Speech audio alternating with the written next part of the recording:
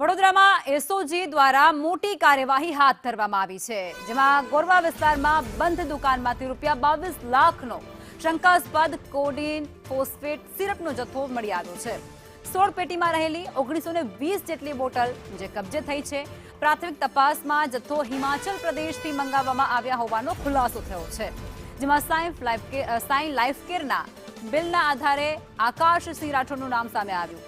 આરોપીએ 15 થી 20 દિવસ પહેલા દુકાન ભાડે રાખી હતી અને એસી લગાવવાના બહાને ચાવી મેળવી હોવાનો ખુલાસો થયો છે।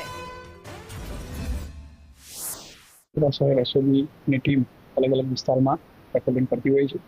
ગઈકાલે આ ટીમ એસઓજીની ટીમ પેટ્રોલિંગમાં હતી તે દરમિયાન એસઓજીના હેડ કોન્સ્ટેબલ યુવરાજસિંહને એક એમના અંગત સૂત્રોથી બાતમી મળી હતી કે સમતા રોડ નર્મદા નગરી વિભાગ સામે એક બંધ દુકાનમાં માદક પદાર્થનો જથ્થો પડેલ છે, જેના આધારે અમે એનડીપીએસ એક્ટ અંતર્ગત જે કાયદેસરની કાર્યવાહી કરવાની થતી હોય તે આધારે ત્યાં કરેલ અને રેડ દરમિયાન અમને ત્યાં કોડેન ફોસ્ફેટ સિરપના 16 પેટી મળી આવેલ હતી। એક પેટીમાં 120 બોટલ હતી, ટોટલ 1920 બોટલ મળી છે।